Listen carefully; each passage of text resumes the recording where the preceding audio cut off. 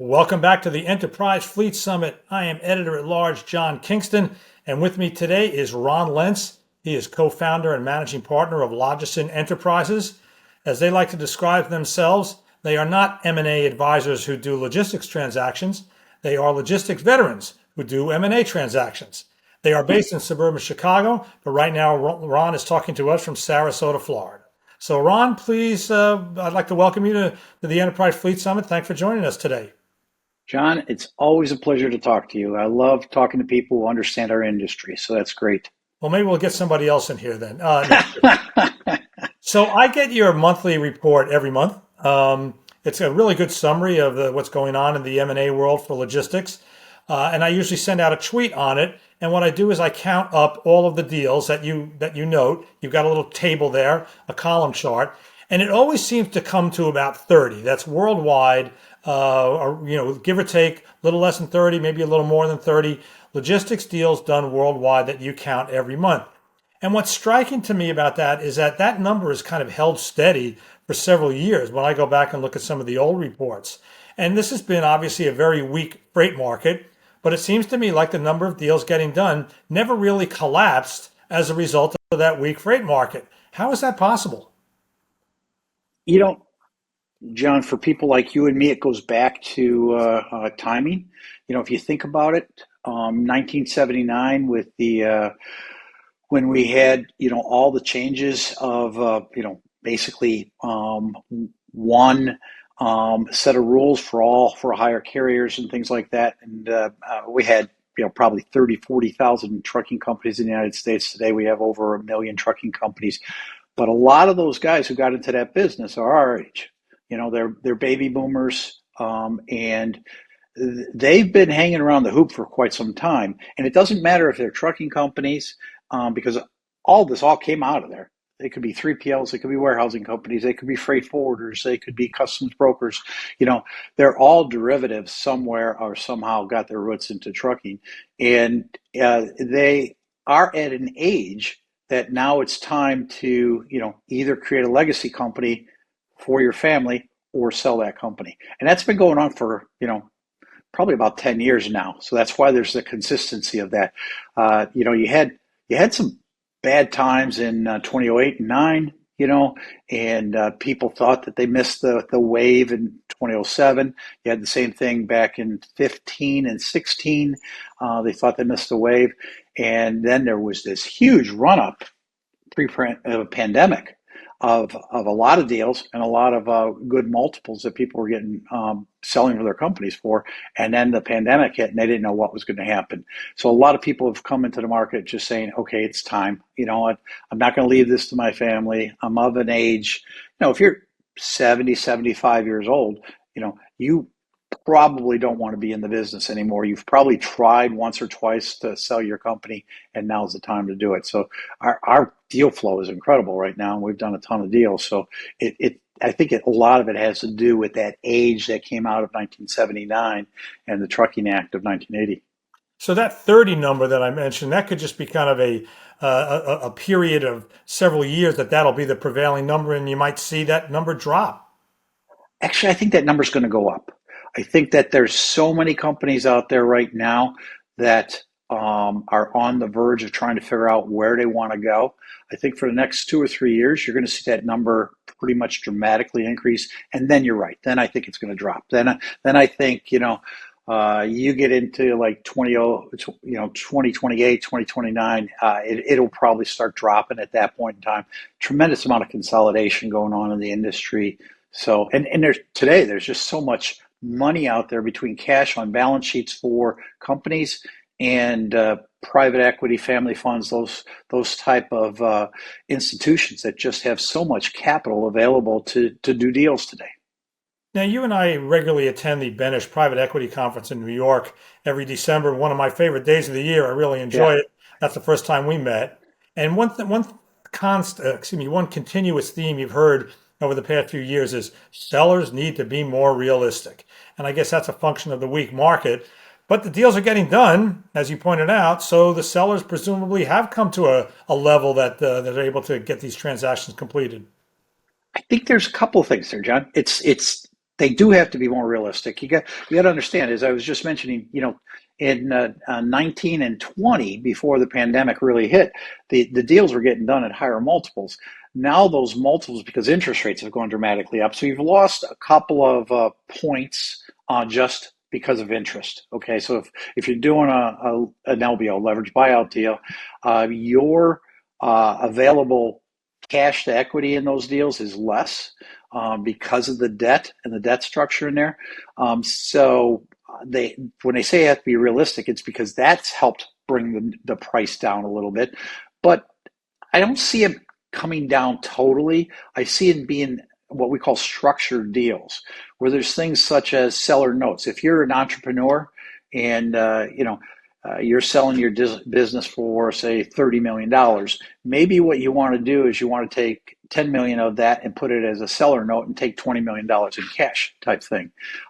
It's a different structure. There weren't a lot of seller notes before that. There were seller notes, but not to the degree there is today.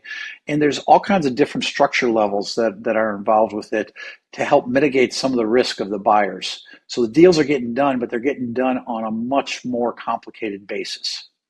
Okay. Is there kind of a standard multiple number that you would say is prevalent now? Of course, you do all sorts of different companies. You do fleets, you do 3PLs, but is there kind of a standard multiple out there right now? And where is it relative to where it was, let's say, pre-pandemic, 10 years ago, 3 years ago?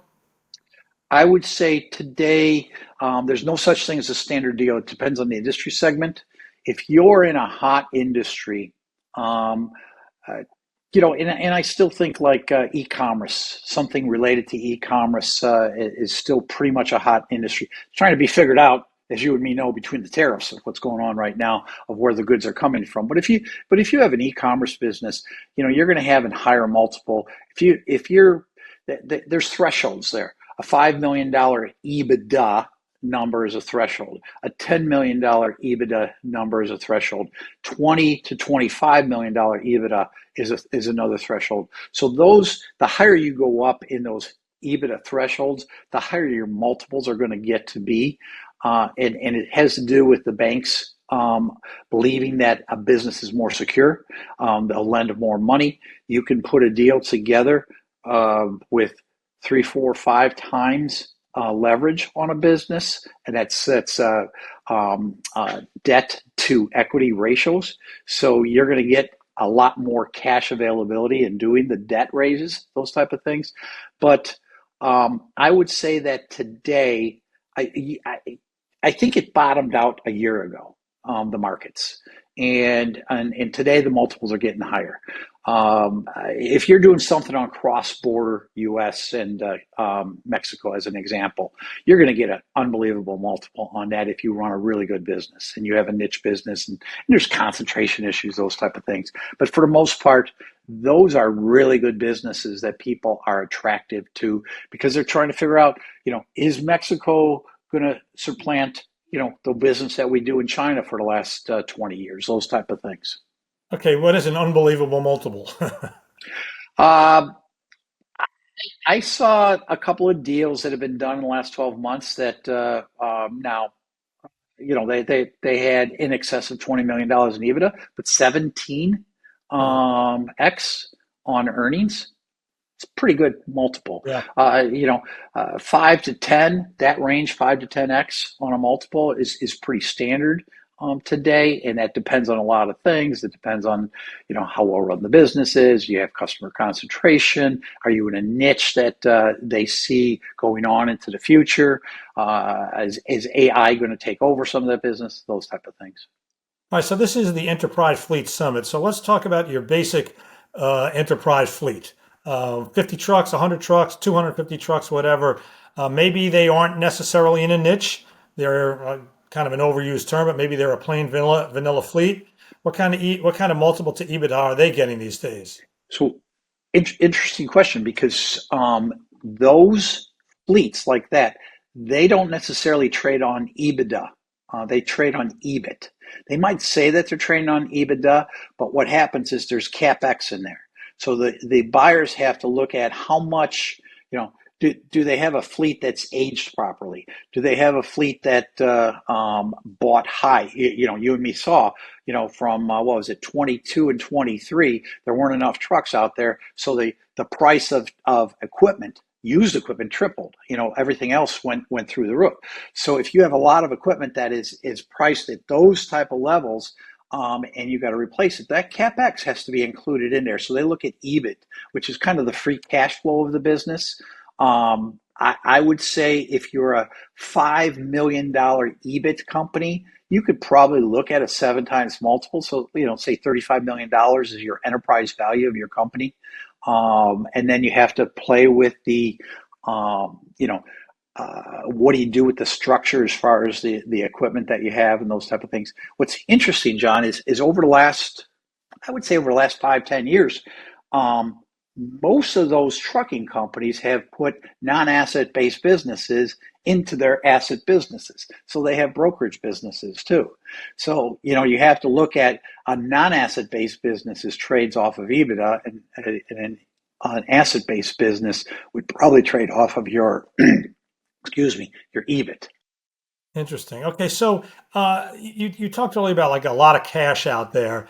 It sounds like you sound like there's still a fair amount of pent up demand to buy assets like these. Where's that pent up demand coming from? Is it coming from legacy businesses, or are there kind of new areas of interest that are looking to get into this?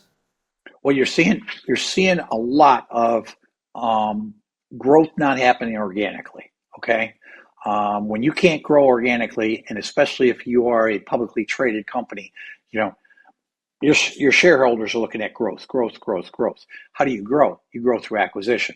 So there is that pent up demand of those legacy companies that have those type of business models that they want to figure out what does it mean to grow my business through acquisition. Well, you got to get revenue, you've got to get additional profit.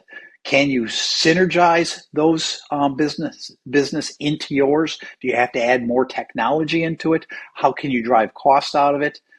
If you can do those things, it's a hell of a way to grow your business. I mean, it really is. And I'm not going to name names because I'm thinking about one publicly traded company in particular that I know several years ago was making a lot of acquisitions. And if you look at the size of the company now measured in revenue, profitability, et cetera, they're worse off than they were before the acquisitions. So, do acquisitions work? Does that inorganic growth actually work? Can you drive enough costs out of the business? In some cases, it just does not work. You should go interview with PwC. They do a survey every single year, and they talk about, do acquisitions work? Um, Interestingly enough, and you're talking about numbers don't change. This statistic hasn't changed, and I've been tracking this for probably 20 years.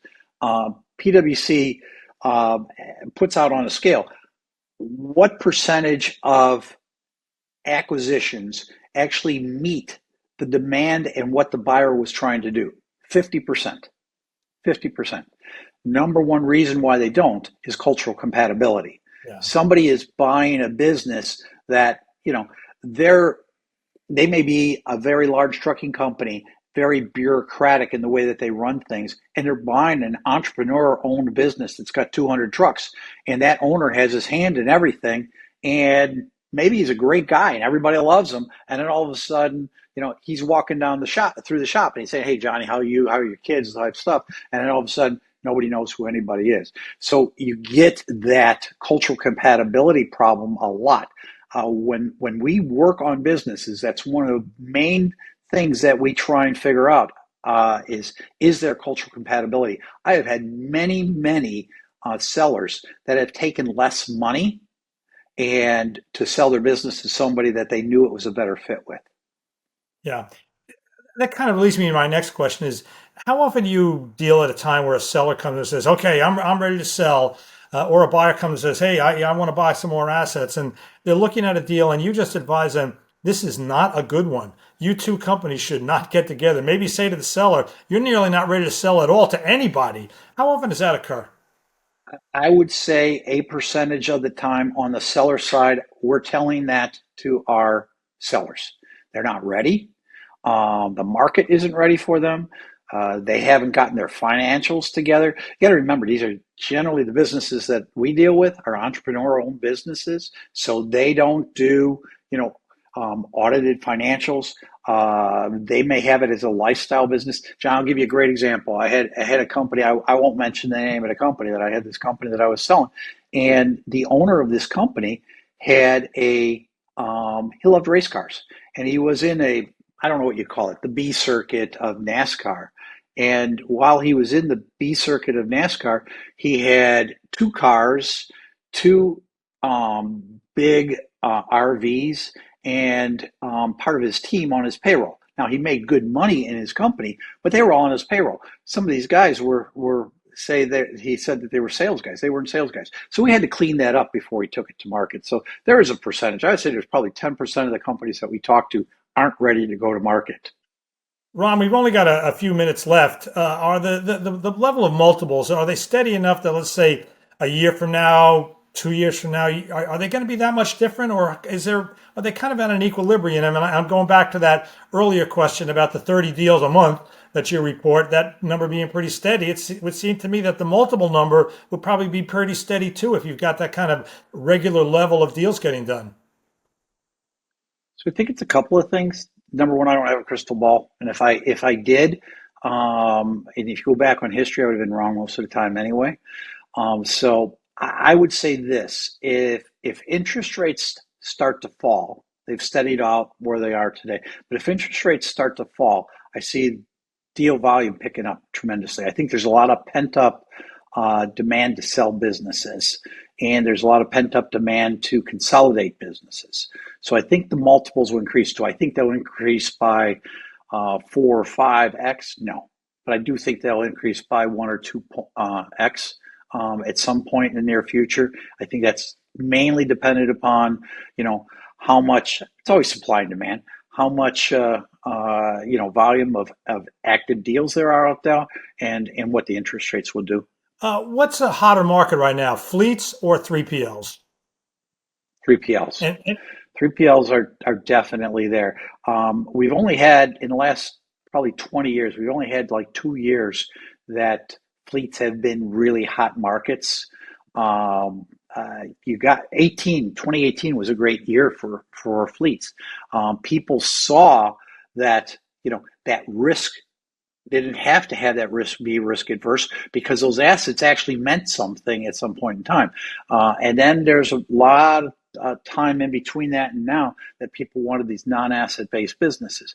What's interesting is non-asset based brokerage, the multiples have dramatically dropped over the last couple of years because so many people got into the brokerage business. So fleets, I do believe, are going to come back. I think are going to be stronger.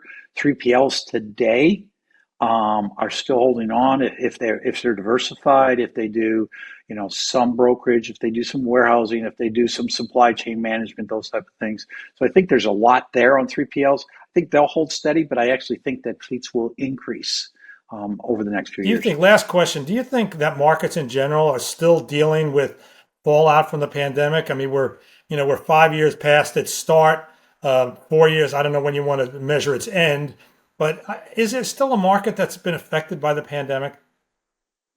I think they're finally getting over it. We had to deal with, all different types of inequities in balance sheets, inequities in cost. Uh, People, some businesses literally doubled their EBITDA during, COVID type things. I think those are falling off because you usually look at a 3-year average, so that's falling off. I think that we're finally past the COVID, you know, whole situation and what it did to us from pricing, from all the deal making and everything. Ron Lentz, the co-founder and managing partner of Logisyn Enterprises. I want to thank you for joining us here today on the Enterprise Fleet Summit. John, thank you very much. Always a pleasure talking I'm with you. John Kingston, the editor-at-large at FreightWaves, and please stick with us at the Enterprise Fleet Summit here on FreightWaves TV.